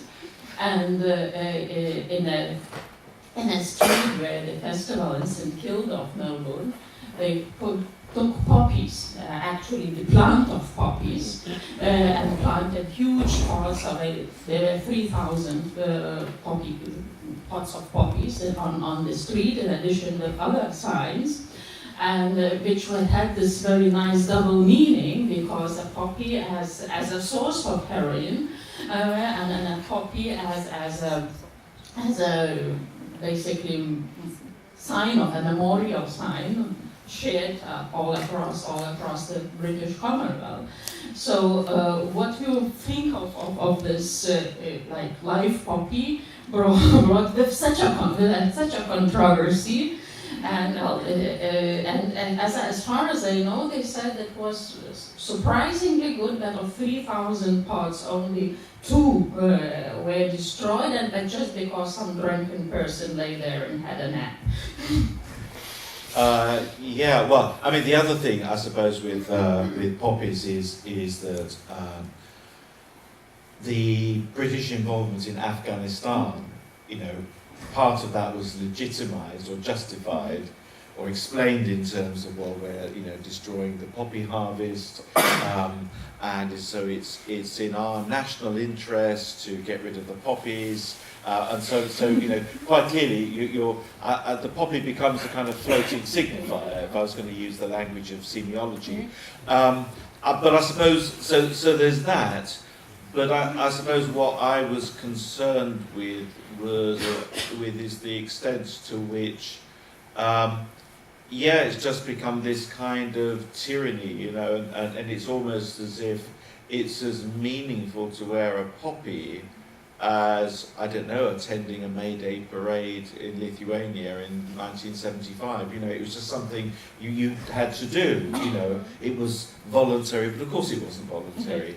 And there is that sense in which, obviously when remembrance becomes so ritualized, in that sense, it becomes in one way it becomes emptied of meaning, but then it also becomes subject to appropriation. And I think that's what's happened in Britain. And the way that it's been appropriated, and the way in particular that, you know, when originally it was meant to be, you know, this idea that never again, but it's subtly changed so that now it is actually about legitimizing the fact that we still have an army, you know, and it's astonishing, really. And that, of course, itself, quite clearly, you know, my thesis is that is reflecting a deeper cultural malaise, I suppose, to do with Britain still struggling to, you know, work out what sort of a place it is. But, yeah. And since Manca is finally rescued from the being interviewed, so I will try to put our discussion on these like easier positions, both stemming from your papers. One on the, as I say, Matthew's paper hinted at the expiry of certain visual language and the need of the visual vernacular for memory to articulate it.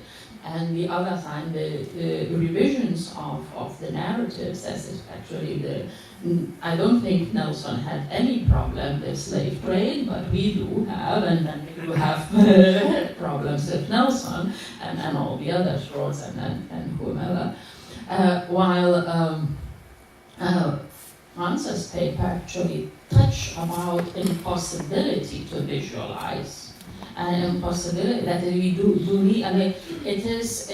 I mean, the risk is something that doesn't really can place a matter or even a space as a catalyst, because in how you memorize Rape Hotel, the people who live, all this is. I mean, the trauma which cannot be articulated. It is unarticulated, it can be contemplated, it can be hinted, but any articulation is reduction. So between these two, how you think we are still, I mean, and it doesn't really stop that we still need a vocabulary, we still need to somehow express this.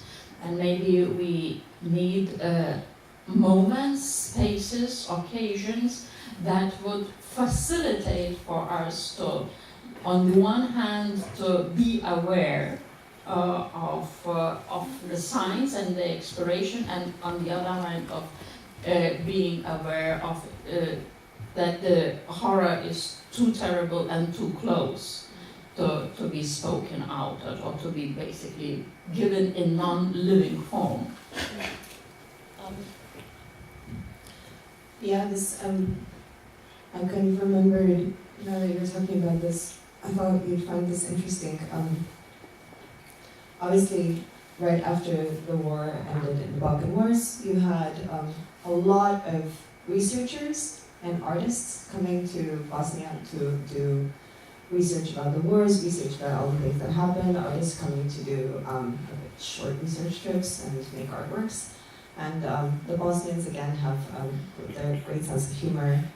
They say that the researchers, there's a joke that they like to tell, which is one researcher calls one of the Bosnians scholars to get an interview, and he says, "I'm writing this book. Can I do an interview?" And the Bosnian scholar says, "Sure. Like, how long are you going to be in the country?" And he's like, "Well, I arrived yesterday and I'm leaving tomorrow. So, but you know, the book is going to come out next month." And this is, I think, one of the big problems that maybe I have with researching these kind of things, is that I think there is a significant amount of time that people need to give themselves when doing such research, because otherwise I feel that you are, again, abusing and traumatizing the victims and the people that live through these things, and attempting to very superficially create banal solutions to things that are very difficult to work with. So, yeah. Any suggestions from the audience, please? I'm sorry, this isn't a suggestion, but it's you made me remember something. When I was director of Tate Gallery Liverpool, at one point quite early after the opening of the gallery, I had to contend with some people who chained themselves to the doors of the gallery because they said that Henry Tate had been, well, Henry Tate was very obviously a sugar refiner, and they associated this with slavery and of course Liverpool, as you mentioned earlier, Matthew, was obviously built on slavery. But never did it occur to those people who had chained themselves to the doors that they could be fighting present-day slavery. Yeah. It simply didn't occur to them because they were so deep in their own victimhood that they couldn't. And today, the newspapers in the UK are full of slavery. There is still today instances of slavery in the UK, but it's not so clear how to stand up and count one's own contribution to this situation as an artist or as a civilian. Thank you. And here is also the, if I may finish and then pass you, though, basically the spontaneous thing that actually why thoughts with the past are easier than living through the present, isn't it? Is it actually to stand up and say roads go down in Oxford, they were is somehow then say that I'm not going to eat these strawberries, they are like slave produced. Yeah, I agree entirely that just focusing on things long. I mean, I'd almost say, and probably I guess in trouble for saying this, that it's easy in one sense to do memorials about the Holocaust because, you know, in one sense, nobody's going to say, "Oh, it wasn't such a bad thing."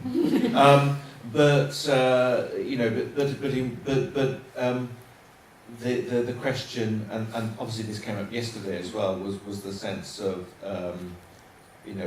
how does that prompt us to do action today, whether it's in Bosnia or Rwanda, whether it's in Syria, and there is perhaps sometimes associated perhaps with memory politics is a kind of, I guess I would say it's kind of like a sort of meta response where you feel good about yourself it's a certain kind of narcissism for being involved in the monument because you've got the right attitude towards slavery without necessarily changing much about the present.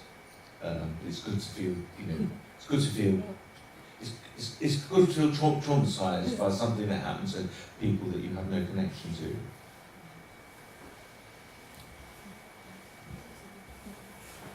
Yeah, I want to return a little bit to this impossibility what Giedrė mentioned, because this word impossibility was also in my mind when I was listening to my experience. First of all, experience of an artist who is facing something, having an idea to visualize somehow or to memorialize somehow, to maybe create some monument, and you faced a kind of impossibility, let's say, of this. But we have also a long story of impossibility to represent Holocaust. So we can make historical comparisons. And then it reminded me about a beautiful phrase by James Young. He wrote in his early article about counter-monument that we put a burden of memory, a heavy burden of memory, on the shoulders of monuments. But he was talking about these traditional monuments. Counter-monuments, they are giving this burden back to us. But listening to Mites and thinking about this impossibility and these images and the fact that these places in former Yugoslavia, they don't have any monuments, any memorials, all these camps, till now, as I understand, am I right? Yeah. This made me think that maybe we need this somehow, maybe even this old style, to put a little bit of our burden of memory to their shoulders, because we as human beings, we are putting this burden of memory to many things. Photos in family albums is monuments, not to carry out with ourselves all the memory, all the time. What do you think about this absence of monuments, memorials in these places? I mean, there's an absence of them because it's just impossible to build them. It's politically a situation there where it's not going to happen. Not now and not in 10 years' time. And I mean, I forgot to mention a group actually that was trying to do something. They're called Giedrė, which means because it concerns me. And they're a group of activists who made a monument, a stone, just a regular stone plinth. And similarly to Brazzo's monument, it just said to all the victims of the war. And at night, they drove with this monument and cement, and they went to the different locations where a lot of the massacres took place. And at night, they cemented this monument into the ground.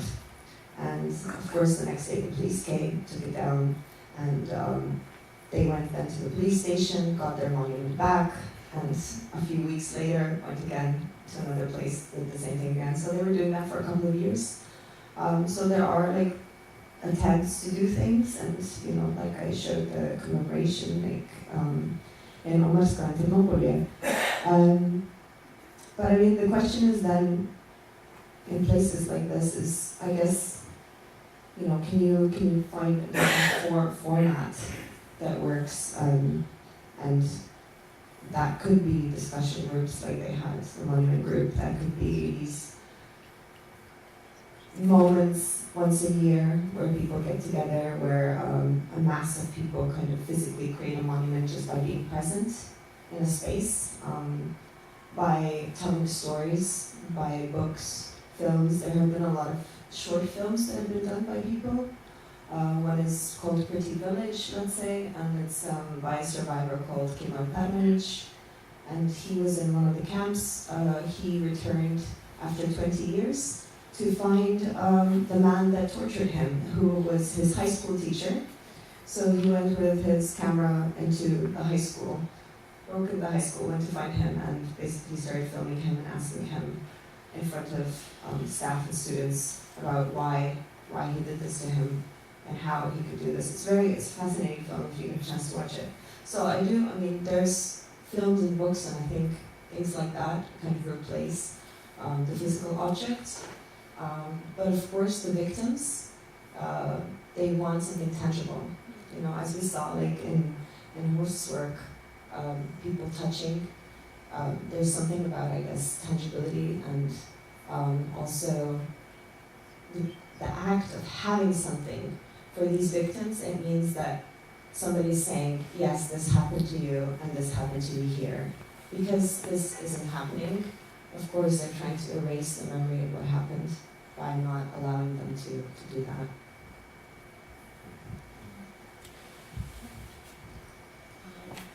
I just want to reply to Nao's comment. I'm not sure that this traditional, as you say, monument is the best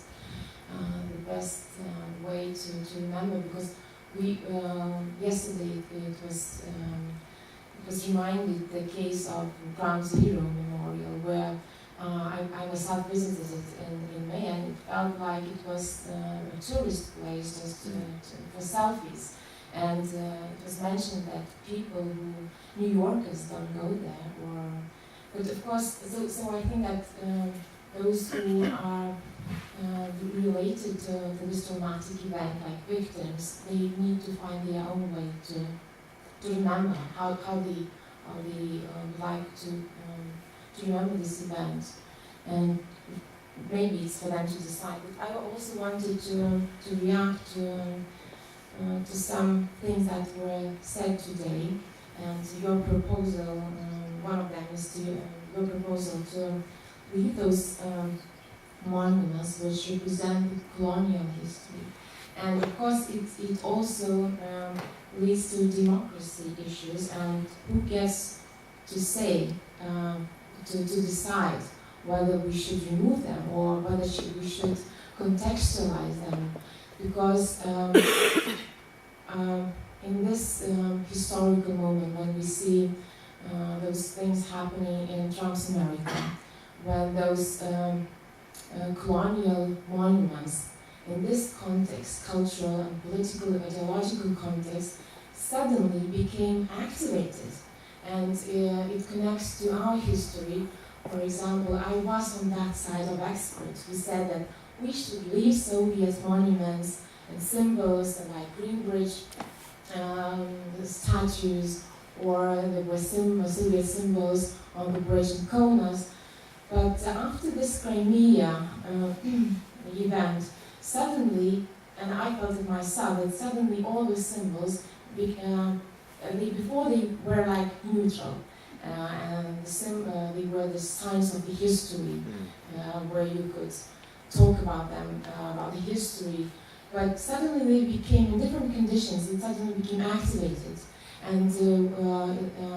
and not so neutral. And I myself feel this threat going from them. And now I can relate to those people who told me like 10 or 15 years ago that they feel threatened when those Green Bridge statues are standing in the public space. So yeah, that's probably it. Thank you. I mean, that's yeah. I mean, you of course I entirely understand that. I guess the issue of democracy. I mean, the problem is, of course, we reconciling. Probably, when you have any democracy which has multiple voices, then it's always going to be impossible to satisfy everyone. Which is why, in a way, I'm sometimes a little bit wary when people talk about democracy, because it ends up being a sort of tyranny of the majority, and then you get a kind of disgruntled, and I think in a way that's partly what we're seeing. I mean, it's very. I think it's absolutely right. You talk about ambiguity of the past, the need for kind of monuments which express multivalent readings of the past and so forth. But we also have to recognise there are a lot of people that are very uncomfortable with that view of the past, and they actually want monuments that are much clearer about the meaning of the past. And in a way, that's the nature of our crisis at the moment. And you're right, of course. I mean, monuments they do become reactivated. I don't necessarily see that's a reason to get rid of them. If anything, you could argue that I mean, obviously, I can understand why certain monuments, including large statues of Lenin by a housing estate in East Germany, as we saw yesterday, Sophie Kahl, I can understand quite entirely why that was removed. But I suppose there's just the danger that if you do, that it might be easier for these things to come back if you entirely remove the memory of them, because then you've got nothing to kind of remind you of the need to to be vigilant, as it were. And it's almost as if these kinds of things, it's I guess particularly sort of communist monuments, But you could be reminded in different ways. Sorry? But you could be reminded of the history in different ways. Yeah, you can. Of course, you can. Yeah, that's absolutely right.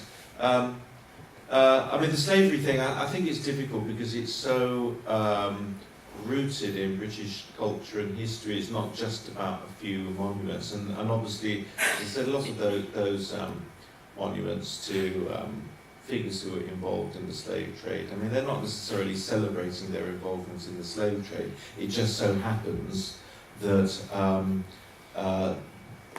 that they came to prominence, on the back of a system that was built up on the basis of slavery, which is why. I suppose if one was to be logical, one would have to demolish, Tate or something, which is just absurdity, I'm not sure that just simply removing, I'm not sure what the logic of that position would be, you know, how far do you go? When actually probably what's more important is about being mindful of where these things are coming from, you know, rather than necessarily picking on easy kind of targets to then feel good about having somehow, you know, identified a problematic or, you know, oppressive aspect of the past. I totally agree with you, but I just feel that we need to be reminded that we are this elite that you can't want as that they belong to elite. So we are here also elite, and we decide should the monuments be removed or not. So I just say that I myself want to be reminded that it's not on me to decide what to do with those stuff and those objects in public space. Thank you. Yeah, of course, sure. If it's Did you want to say something? Sorry. Yeah, I mean, when we talk about like the democracy and how to work with these things, I think there's never going to be. It's not like there's just going to be a situation where everyone's going to be happy. There's always people who aren't happy with something. I think it's impossible. Like we don't know. Democracy actually exists only on paper, I think. It doesn't really function. And I think when it comes to monument building and memorialization, memory studies and looking at these kind of situations, we're in exactly the same position. There's just no such thing. We create the same way as we create governments who kind of decide for us. I mean, even if there would be a referendum or something, I don't really think that. We don't want referendums. Definitely not. With, you know, exactly. Like, you're always going to end up. I think, yeah. It would be interesting maybe to try and do a vote in a referendum about things like this, but I think there's always going to be. I forgot to mention actually, and I didn't have a slide. I completely forgot. But when you were talking, I remember this. In Yugoslavia, because they didn't, former Yugoslavia, because they couldn't decide on what kind of monument to build, and they decided to build monuments of famous figures. So there's Michael Jackson, there's Tupac Shakur, the rapper, there's Rocky, from. So they decided to make these statues so people would relate to popular culture. So because it was we don't know how we should commemorate, let's commemorate through building something that younger generations are going to be able to relate to. And they put out these, they call them turbo sculptures, if anyone wants to look that up. Yeah, I mean, I don't have a problem with there being elites. You know, I mean, I think it's a false equation to assume that democracy is not about elites. I mean, the way that James was talking about, you know, for example, the jury process for the 9/11 memorial. I mean, if you had just simply said to the victims, "So what do you want then?"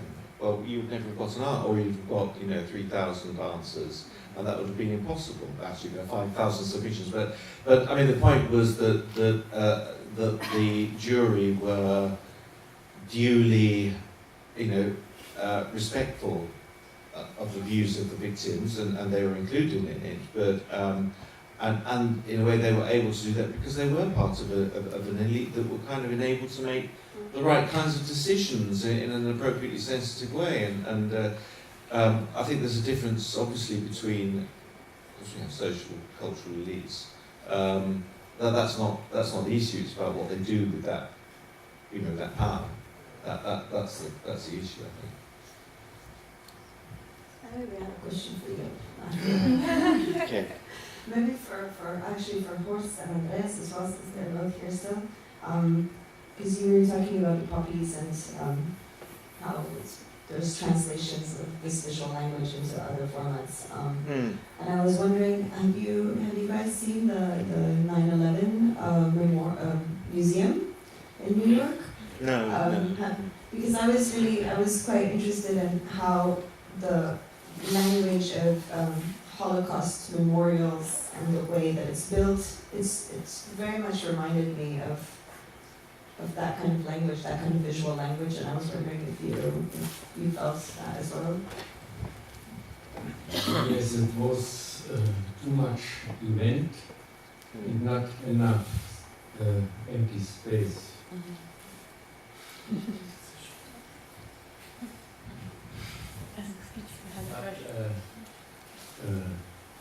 For you, now they have removed all the old the socialist monuments here and brought them to the Bundesparkers. But I am afraid also of the new monuments the nation here established. It's the same. You should be scared also. It's the same way.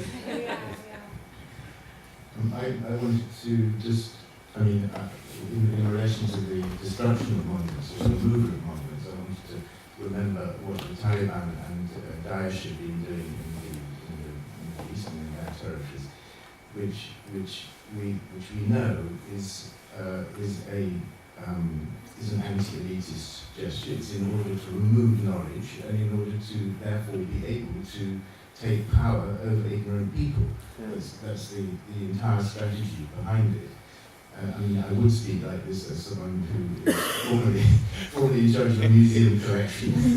But I do think that artifacts are facts. And in an age when news is manufactured through lies and evidence is not important for news, I think artifacts still have a very important role to play.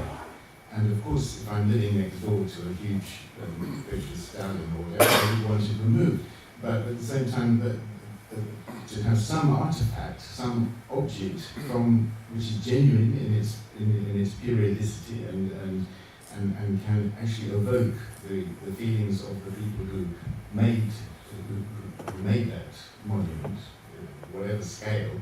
I think artifacts are very important. They are history.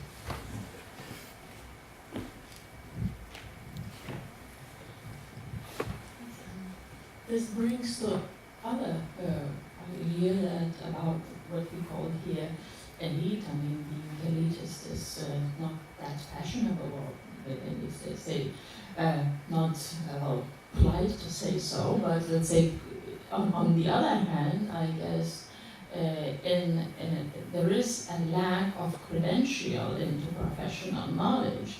Because we are taking, even the laws in Oxford students say remove it, demolish it, and so. But I think with all this removal of testimonies of the past, articulated in the language of the past, being that voluntary or compulsory, might require a comment.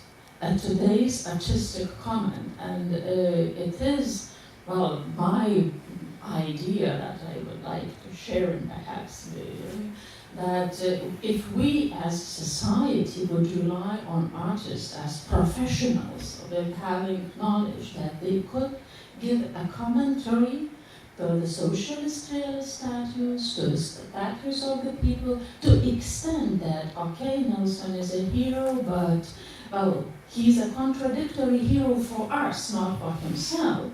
And here is a space for artistic intervention, for a commentary that would be both situated and in the context, and would also speak today's language and our message.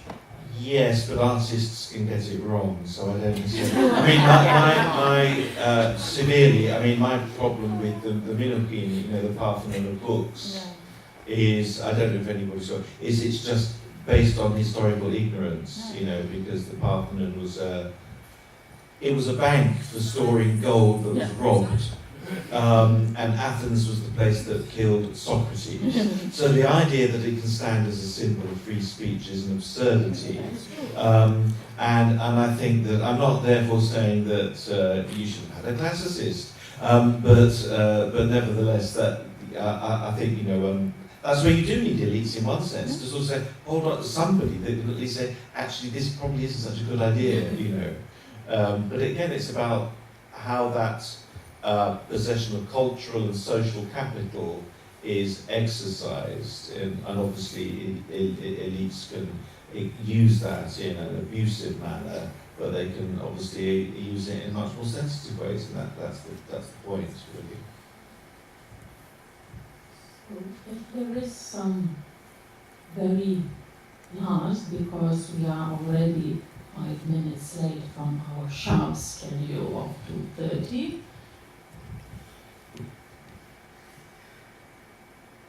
So shall we say that we have this burden and duty to remember, but we are still not sure how to? Yeah. Okay. Or what to remember. Or what and how. Okay. So